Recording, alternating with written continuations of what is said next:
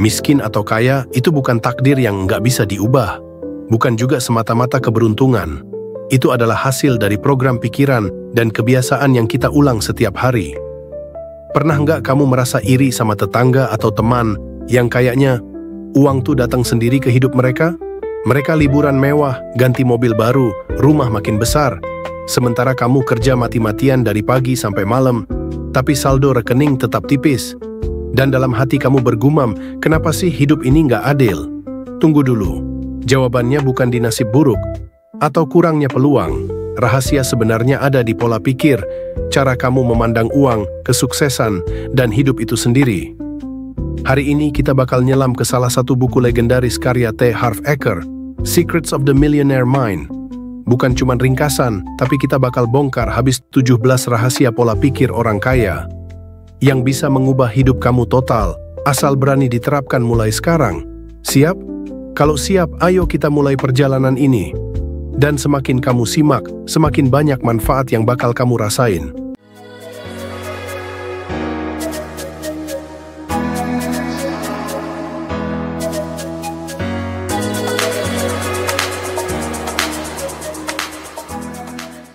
Bayangkan hidupmu seperti termostat ruangan. Kalau suhu diset rendah, sekalipun panas dari luar masuk, AC otomatis nyala dan bikin dingin lagi. Nah, uang juga punya termostat seperti ini. T. Harv Eker menyebutnya money blueprint, yaitu cetak biru keuangan di otak kita. Kalau set poinnya rendah, walaupun kamu dapat rezeki mendadak, warisan, menang undian, atau proyek besar, secara nggak sadar kamu bakal menghabiskannya lewat keputusan buruk, biar kembali ke zona nyaman, yang sayangnya miskin. Sebaliknya, orang dengan blueprint tinggi, mereka bisa bangkrut berkali-kali, tapi selalu bangkit lebih kuat, karena otaknya udah terprogram untuk menarik kekayaan. Contohnya seperti para pemenang lotre. Menurut studi National Endowment for Financial Education, 70% pemenang lotre besar bangkrut dalam 7 tahun. Kenapa? Blueprint mereka nggak berubah. Mereka pesta pora, beli mobil mewah, tapi nggak punya mindset untuk mengelola uang. Sekarang bandingkan sama Oprah Winfrey. Dari masa kecil miskin dan penuh trauma, dia membangun kerajaan media bernilai miliaran dolar. Rahasianya apa?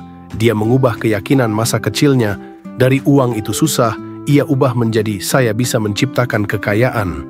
Blueprint ini terbentuk sejak kecil. Dari yang kita dengar, misalnya orang tua bilang, uang nggak tumbuh di pohon. Dari yang kita lihat, mungkin ayah yang boros atau ibu yang super hemat. Dan dari yang kita alami, misalnya kehilangan rumah karena utang, yang bikin kita trauma soal risiko. Tapi kabar baiknya, blueprint keuangan itu bisa diubah. Caranya? Mulai dari kesadaran, sadari pola pikir kita sekarang. Lalu kemauan, komitmen untuk mengganti. Harv Eker bilang ini kayak reprogram komputer, ganti software lama dengan yang baru. Misalnya, kalau dulu kamu bilang, uang bikin orang jahat, ganti dengan sadar menjadi, uang adalah alat untuk kebaikan. Contoh dekat, Bob Sadino, almarhum. Dari nol, dia membangun Camp Chicks karena mengubah blueprintnya. Dari kerja kantoran itu aman, ia ubah menjadi berani ambil risiko. Hasilnya, kekayaannya melonjak.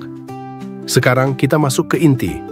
17 wealth files, alias file kekayaan yang membedakan orang kaya dan miskin.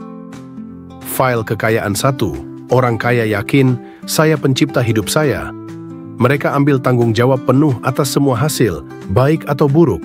Nggak nyalahin ekonomi, pemerintah, atau pasangan.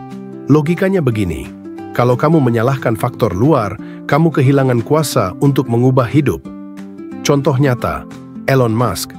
Tahun 2008, Tesla hampir bangkrut. Dia nggak bilang, ekonomi global lagi jelek, mau gimana? Dia justru menginvestasikan uang pribadinya, kerja 100 jam seminggu, dan menciptakan masa depan.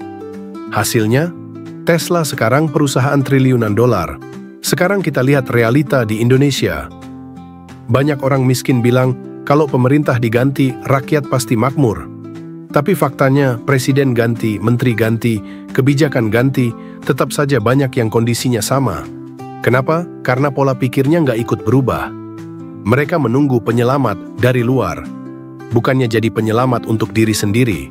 Pesannya jelas, kalau mau hidup berubah, mulai dari diri sendiri. Ambil alih kemudi hidupmu, dan jangan biarkan siapapun pegang setir itu selain dirimu.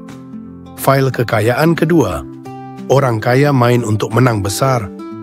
Jadi begini, orang kaya itu bukan sekadar bertahan hidup atau sekadar cukup makan tiap hari. Mereka berani ambil risiko terukur demi imbalan yang luar biasa. Logikanya sederhana. Kalau hidup selalu dibuat aman-aman saja, hasilnya pun akan biasa-biasa saja. Zona nyaman itu seperti sangkar emas, terlihat aman tapi mengurung potensi. Contoh nyata seperti Jeff Bezos, pendiri Amazon. Dia tinggalkan pekerjaan bergaji tinggi di Wall Street demi memulai Amazon dari sebuah garasi kecil. Risikonya besar. Gajinya hilang, masa depannya belum jelas. Tapi Bezos main untuk menang, dan sekarang Amazon menjadi raksasa e-commerce dunia. Bayangkan kalau dia cuma mau aman, mungkin sampai sekarang dia masih jadi karyawan biasa. Saya sering bilang ke murid saya, kamu boleh jadi karyawan setelah lulus sekolah, tapi jangan selamanya jadi karyawan. Kamu harus cari peluang baru, belajar hal baru, asah keterampilanmu, dan mulai usaha walau kecil. Jika hasilnya sudah besar, kamu boleh tinggalkan karyawanmu dan fokus sepenuhnya ke usaha. Sekarang kita lihat kenyataan di Indonesia. Banyak orang miskin yang memilih main aman sepanjang hidup. Kerja hanya untuk cukup makan hari ini, tidak mau mencoba usaha baru karena takut rugi. Mereka berkata, yang penting ada pemasukan tiap bulan, walau kecil. Padahal pemasukan kecil itu tidak akan cukup melawan harga hidup yang terus naik. Lebih parah lagi, ketika ada peluang, mereka sering menolak dengan alasan takut gagal atau belum siap modal. Akhirnya puluhan tahun lewat, kondisi tetap sama. Pesannya jelas, kalau mau naik level, jangan cuma main untuk bertahan, mainlah untuk menang. Ambil risiko yang dihitung, belajar dari yang sudah berhasil, dan arahkan langkah ke tujuan besar. File kekayaan ketiga, orang kaya itu komitmen penuh untuk kaya. Bukan cuma pengen kaya, karena pengen itu lemah, kayak mimpi tanpa aksi nyata. Komitmen artinya all in, siap bayar harga, siap terima konsekuensi, dan nggak mundur walau badai datang.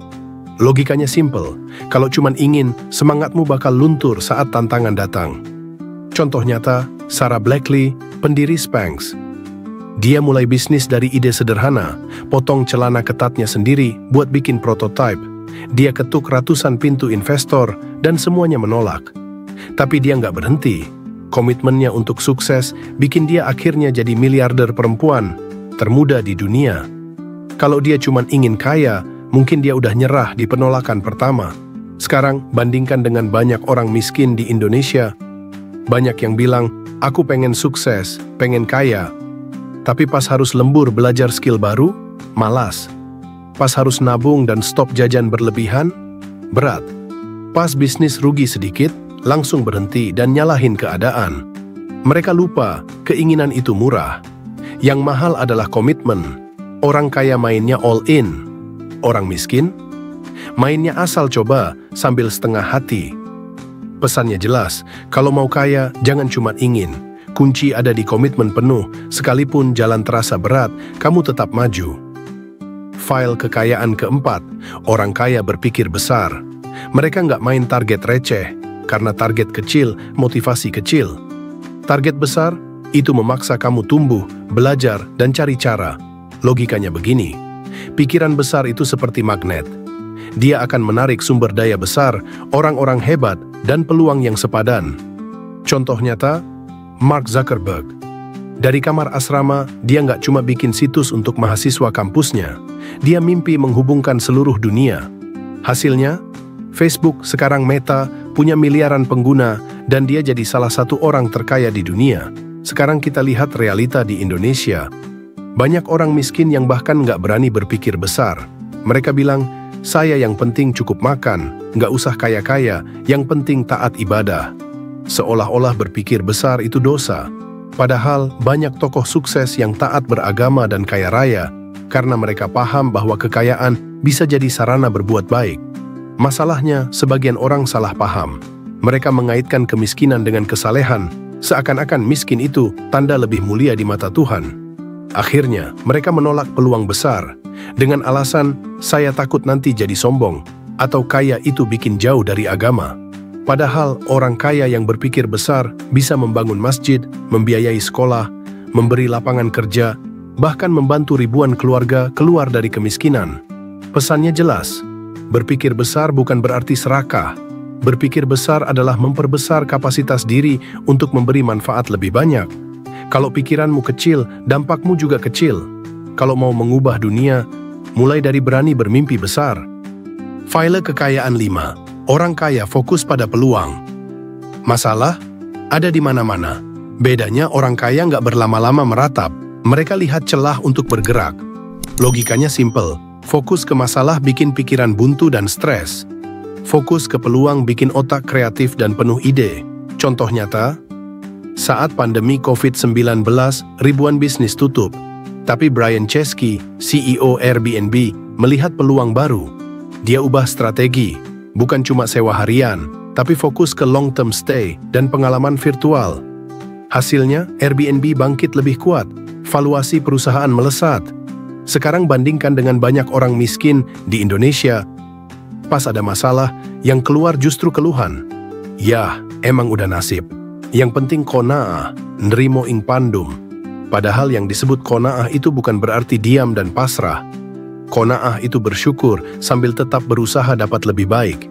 Kalau cuma pasrah, itu bukan qanaah, itu nyerah. File kekayaan 6. Orang kaya mengagumi orang sukses. Iri hati itu racun.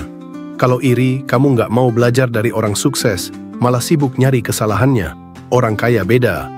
Mereka pelajari langkah-langkah orang sukses, lalu menirunya. Contoh konkret, Warren Buffett. Dia kagum pada Benjamin Graham, belajar langsung prinsip value investing, dan menerapkannya seumur hidup. Hasilnya, kekayaan Buffett tembus lebih dari 100 miliar dolar. Di Indonesia, sayangnya banyak yang kalau lihat orang sukses, malah bilang, pasti hasil korupsi. Itu sih nyogok. Atau dia nggak mungkin kaya kalau nggak curang. Pikiran seperti ini memblokir peluang belajar. Lebih parah lagi, ada yang pakai dalih agama. Ngapain iri, yang penting aku cukup makan, udah rezekinya segini. Padahal bukan iri yang dimaksud, tapi admiration. Kagum itu sehat, asal diikuti dengan belajar. File kekayaan 7. Orang kaya bergaul dengan pemenang. Karena lingkungan itu seperti cermin. Standar hidupmu ditentukan oleh 5 orang terdekatmu. Kalau nongkrongnya sama orang yang malas, pesimis, dan tukang ngeluh, ya levelmu akan segitu-gitu saja. Tapi kalau lingkaranmu diisi orang yang berprestasi, optimis, dan terus berkembang, otomatis standar hidupmu naik. Contoh nyata, Oprah Winfrey. Dia mengelilingi dirinya dengan mentor seperti Maya Angelou dan pemimpin bisnis. Itu yang mengangkatnya dari host TV lokal menjadi ikon global. Sekarang, lihat di sekitar kita di Indonesia, banyak orang miskin yang lingkungannya penuh dengan kata-kata seperti, udahlah, nggak usah mimpi terlalu tinggi. Yang penting kita sehat, itu aja udah cukup. Sekilas terdengar bijak, tapi kalau dipakai untuk menghindar dari tantangan, itu justru mematikan potensi. Ingat, qanaah dan syukur itu mulia, tapi bukan alasan untuk membatasi rezeki yang bisa kita kejar. Berkawanlah dengan orang yang bikin kamu berpikir lebih luas, bukan yang menenangkan kamu untuk tetap di zona nyaman. File kekayaan 8. Berani promosikan diri. Orang kaya nggak takut nunjukin nilai dirinya. Mereka tahu apa yang mereka bisa dan berani ngomongin itu ke dunia. Logikanya simple, kalau kamu nggak promosi, siapa yang bakal tahu kemampuanmu? Lihat Richard Branson, pendiri Virgin Group. Dia promosi bisnisnya habis-habisan, terbang pakai balon udara, bikin rekor dunia, bahkan rekam lagu. Semuanya demi bikin brand Virgin dikenal orang. Hasilnya, dari musik sampai luar angkasa, dia punya kerajaan bisnis. Sekarang bandingkan sama banyak orang miskin di Indonesia. Mereka punya keterampilan, tapi malu untuk promosi. Nggak enak promosi, nanti dikira pamer. Atau malah pasrah. Kalau rezeki udah ada yang ngatur, nanti juga ada yang datang sendiri. Padahal rezeki juga butuh dijemput, bukan ditungguin di rumah sambil berharap keajaiban. Promosi itu bukan sombong, tapi memberitahu dunia bahwa kamu siap memberi nilai. File kekayaan 9. Orang kaya selalu berpikir, lebih besar dari masalahnya. Orang kaya tahu, rintangan itu sementara, tapi mental itu permanen. Masalah pasti datang, tapi mereka pastikan mental mereka lebih besar daripada masalahnya. Contoh nyata, J.K. Rowling. Dia ditolak 12 penerbit, hidup dari bantuan sosial, bahkan sempat depresi berat. Tapi dia tetap berkata, "Saya lebih besar dari kegagalan ini." Akhirnya, Harry Potter jadi fenomena global, bernilai miliaran dolar. Di Indonesia, banyak yang begitu ketemu masalah langsung nyerah. Ya, emang belum rezeki, udah takdir, nggak usah dipaksain. Masalahnya, mereka bukan cuma menyerah, tapi sengaja mencari pembenaran dengan kalimat religius supaya kelihatan ikhlas. Padahal sebenarnya, itu cuma cara halus untuk menghindar dari tantangan. Ingat, iman dan mental kuat itu saling mendukung. Bukan cuma percaya sama Tuhan, tapi juga percaya kalau kita diciptakan dengan kemampuan untuk mengatasi masalah. Kalau mentalmu lebih kecil dari masalah, masalah akan selalu menang. File kekayaan ke-10. Jadi penerima yang baik. Orang kaya pintar menerima, bukan cuma memberi. Mereka terima hadiah, bantuan, atau peluang tanpa merasa nggak pantas. Kenapa? Karena menolak itu sama saja memblokir aliran rezeki. Bill Gates contohnya. Dia terima bantuan orang tuanya untuk beli komputer pertama. Itu jadi pintu awal lahirnya Microsoft, dan sekarang dia mengembalikan lebih banyak lewat filantropi miliaran dolar. Dia nggak bilang, aku nggak enak dibantu. Dia terima dengan rasa syukur, lalu memanfaatkannya untuk memberi dampak balik yang jauh lebih besar. Bandingkan dengan sebagian orang miskin di Indonesia, dikasih peluang, jawabnya, "Aduh, saya nggak layak kok, orang lain aja." Atau malah minder duluan, "Saya kan cuma orang kecil." Padahal rezeki itu bukan cuma soal pantas atau enggak, tapi mau nggak kita kelola dan kembangkan. Kalau terus nolak, jangan heran kalau pintu rezeki makin jarang diketuk. File kekayaan ke-11, dibayar berdasarkan hasil, bukan waktu.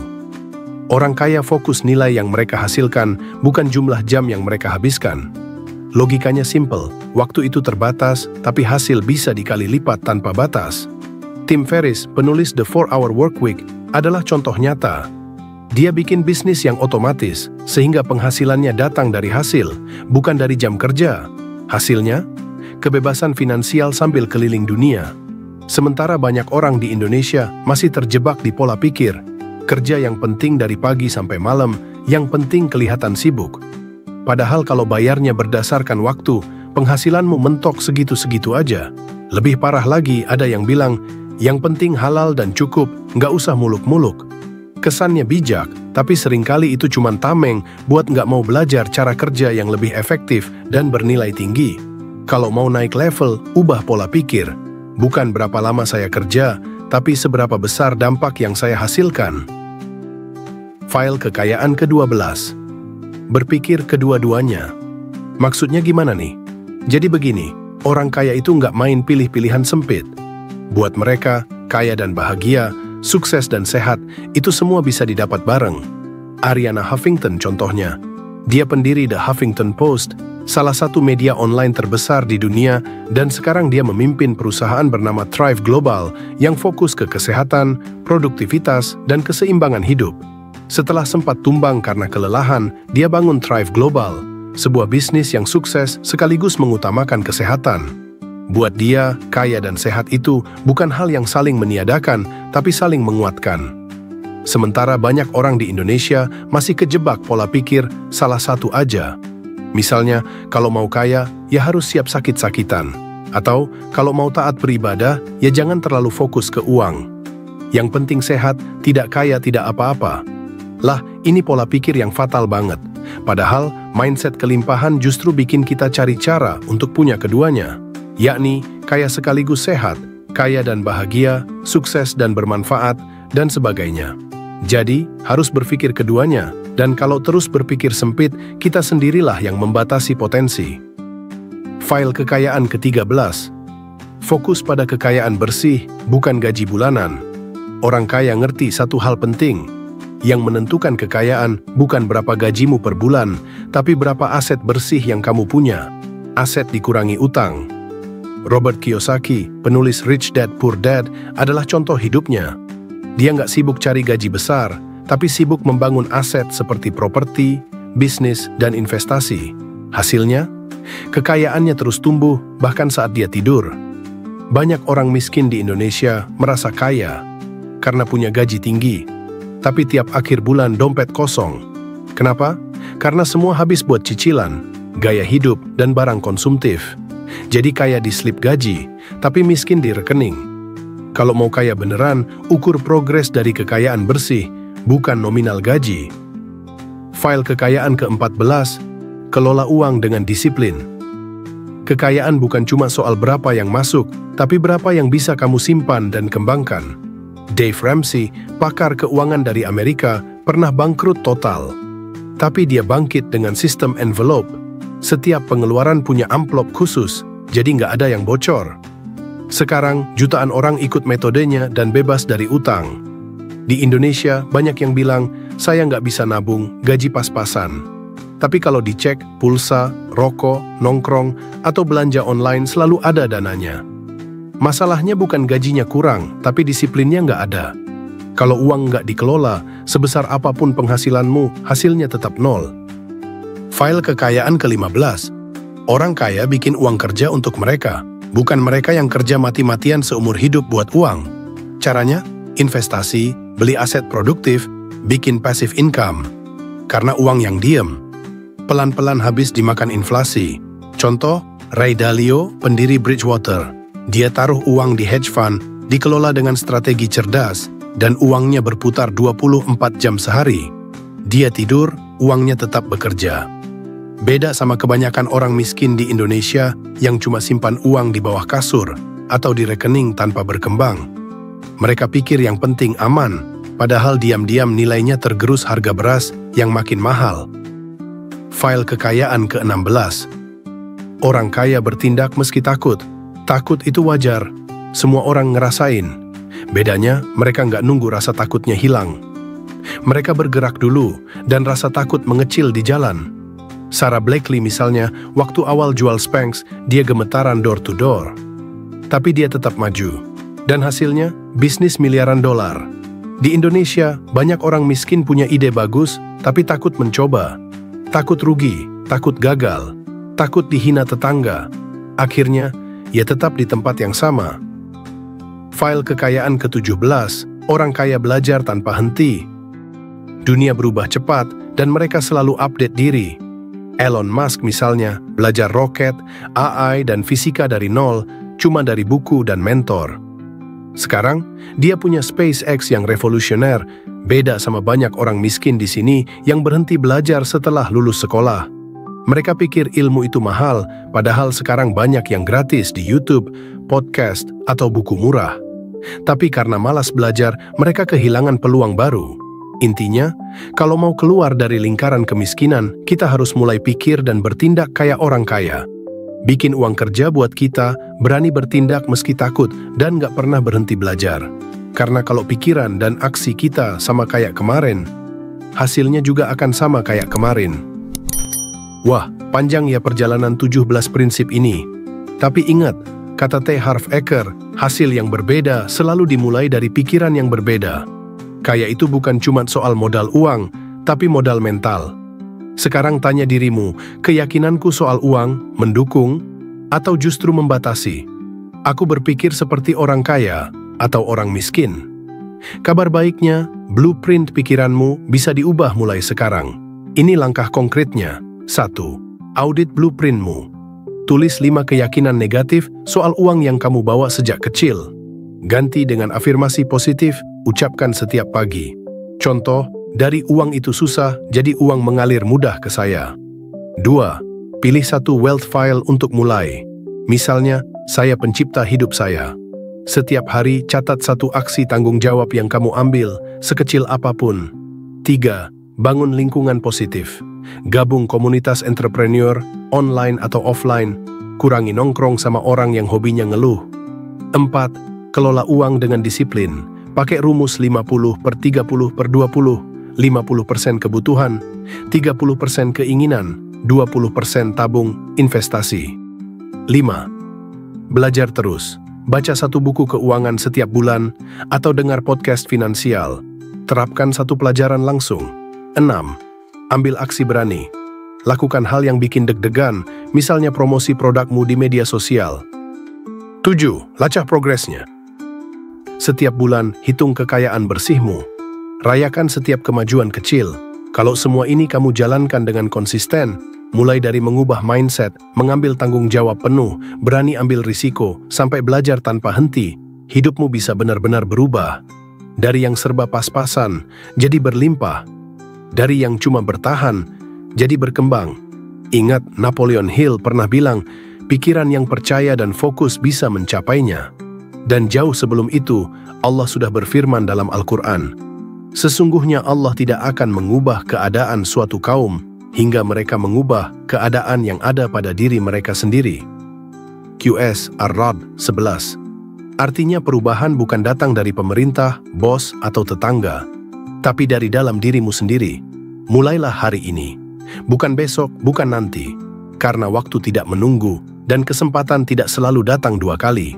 Jadi pikir kaya untuk jadi kaya. Dan kalau narasi ini menginspirasi kamu, jangan lupa like, share, dan subscribe, biar makin banyak orang terbuka pikirannya dan ikut berubah nasibnya.